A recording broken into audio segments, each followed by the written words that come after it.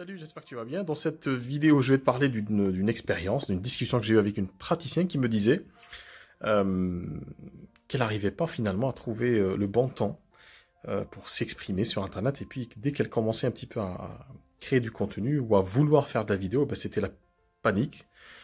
Ou du moins, c'était difficile. C'est difficile pour elle, en fait, de s'exprimer de manière fluide. Et en fait, c'est comme s'il y avait une distorsion entre elle, en tant que praticienne, quand elle reçoit du monde chez elle, dans son cabinet, qu'elle me dit qu'elle est complètement à l'aise, complètement dans son élément, et quand elle veut exprimer tout ce qu'elle a sur le cœur, hein, son cœur de praticienne et de thérapeute, elle n'y arrive pas. Alors comment faire pour trouver cet alignement? Finalement, c'est de se recentrer sur l'essentiel, de se dire pourquoi, finalement, on fait ces métiers-là, et quelle aide, finalement, on veut apporter aux gens. Quand on est dans cette logique-là, dans cette disposition d'esprit-là, finalement, on s'extirpe un petit peu de cette logique un peu de marketing, parce que finalement, ce qui est sous-jacent, et ce qui pousse justement, ce qui crée cette tension, finalement, c'est de se dire je suis en train de développer une activité, donc nécessairement je vais commencer par démarcher. Donc on réfléchit en termes d'entrepreneur ou de commerçant, commercial, et on se dit, c'est implicite, mais on se le dit pas, mais c'est implicite, c'est-à-dire qu'on va commencer par, il faut démarcher, il faut trouver du client, il faut aller le chercher. Et on se met forcément dans une posture de chasseur. Et c'est la dernière chose qu'on veut faire quand on est praticien bien-être, c'est d'aller chasser. Parce que les personnes qu'on a en face, c'est pas des personnes qui veulent acheter un produit physique. C'est des personnes qui ont besoin d'être accompagnées, d'être aidées. Donc pour justement retrouver cette fluidité dans son approche, pour être efficace, pour être puissant et puissante dans son approche, dans sa communication, comme on peut l'être dans son cabinet quand on accompagne les gens, il faut capitaliser sur ce qu'on est, et arrêter d'être quelqu'un d'autre, arrêter de se projeter dans cette logique qui voudrait qu'il faut aller chercher du client. Il faut aller le démarcher, le débusquer, le brusquer. Alors c'est complètement différent finalement. Pour développer son cabinet, de développer son activité, finalement, Internet et ses outils ne sont que des outils finalement, que des outils pour transmettre, pour faire que notre message, que cette énergie qu'on a, arrive aux bonnes personnes, pour qu'elles puissent déjà commencer à envisager le changement ou de prendre une décision, avant même de penser à une quelconque prise de rendez-vous.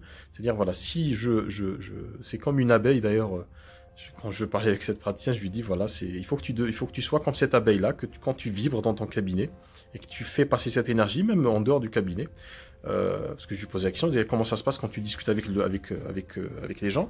Il me dit, ça se passe très très bien, ça se passe, voilà, il y a de l'énergie qui passe, les gens sentent que je suis quelqu'un de bienveillant et quelqu'un qui peut les aider.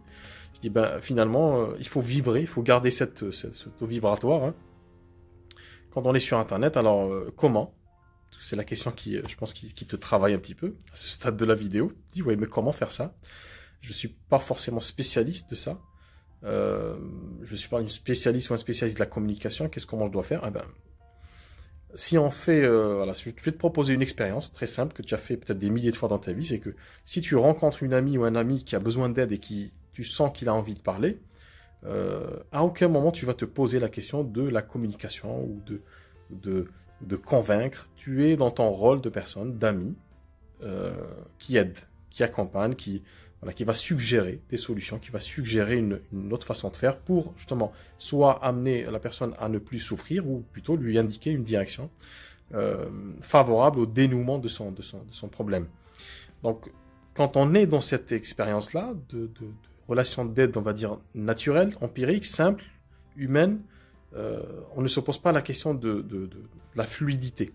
Ça se fait naturellement. Et l'idée, c'est quoi? C'est d'amener cette fluidité dans sa communication, sur Internet notamment. Si, par exemple, concrètement, tu fais une vidéo où tu écris du texte, dis-toi que ce texte-là, en vrai, tu l'écris pour une personne, même si peut-être qu'il y a des centaines ou des milliers de personnes qui le voient. En vrai, en vérité, chaque personne va écouter ce message-là de manière unique et de manière personnelle et intime. Donc finalement, tu n'écris pas pour des milliers de personnes, tu écris pour une seule personne à la fois. Donc dis-toi que si par exemple tu veux parler d'un problème spécifique, si tu es, si tu es naturopathe ou psychopraticien ou ou hypnothérapeute, praticien en hypnose ou praticien en hypnose, ben, nécessairement, tu vas peut-être parler du manque de confiance en soi. Donc, tu vas te dire, voilà, soit c'est une expérience que j'ai et que je vais en parler, soit j'essaie de me mettre à la place d'une personne qui manque de confiance en elle dans une situation et un contexte très précis. Et dans ce cas-là, ben, je vais me poser la question, je vais me dire comment je vais aider cette personne. Ça peut être un ami, une amie, ça peut être une connaissance. Comment je vais aider cette personne-là à distance? Comment je vais essayer de lui remonter le moral, lui montrer que c'est possible de changer, qu'il y a des solutions, ou de lui donner peut-être des outils, hein, de la respiration, de la visualisation. Comment je fais pour apporter tout ça à cette personne-là à distance? Et quand j'écris ou je fais une vidéo, tu vois que là, c'est la vidéo, je pense, qui est assez fluide, parce qu'en fait, je suis en train de penser à cette personne avec laquelle j'ai discuté. Alors, je dis pas tout ce qui s'est dit, parce qu'il y a des choses qui ne se disent pas sur le net, mais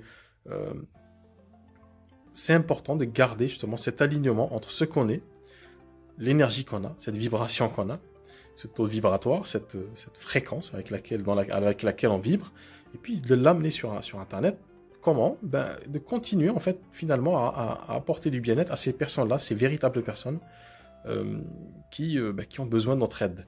Donc quand on est dans l'idée c'est de garder justement cette relation d'aide, l'idée même de la relation d'aide, que ce soit en cabinet ou que ce soit dans sa communication. Et en faisant ça, tu vas voir que au début c'est un peu bizarre, parce qu'on n'a pas l'habitude, mais tu vas voir qu'en faisant ça, avec le temps, tu vas avoir une certaine facilité à le faire. Et plus tu le fais, plus c'est facile. Et plus tu le fais, plus tu as de retour. Et plus tu as de retour, ça te conforte dans l'idée que finalement, c'est quelque chose qu'il faut faire parce que ça marche, ça aide les gens.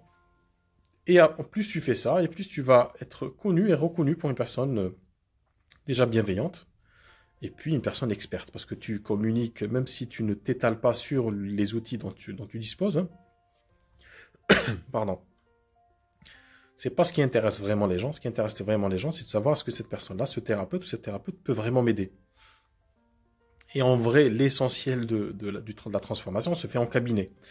Mais la question, c'est toujours la même. Comment faire venir cette personne dans le cabinet? Ben, pour faire venir cette personne dans le cabinet, il faut se rendre visible d'une certaine manière qui te permette justement de donner confiance à cette personne, se dire, cette personne-là que j'écoute depuis un certain moment, ou quelques minutes, j'ai confiance en cette personne, il y a quelque chose qui se dégage de cette personne-là. Soit je prends la décision de me faire accompagner, et c'est avec cette personne-là que j'ai envie d'être accompagné, ou sinon, je vais continuer à cheminer moi-même, jusqu'à ce que je sois prêt ou prête, et finalement, je vais appeler cette personne, je vais contacter cette personne pour faire l'étape 2 en cabinet. Donc, quel que soit le résultat de cette communication-là, elle correspondra parfaitement à ta mission de vie, qui est celle d'aider les autres. Donc, tu vas aider les personnes qui vont t'écouter, les personnes intéressées par ce que tu dis, d'une manière ou d'une autre, d'une manière directe, d'une manière indirecte.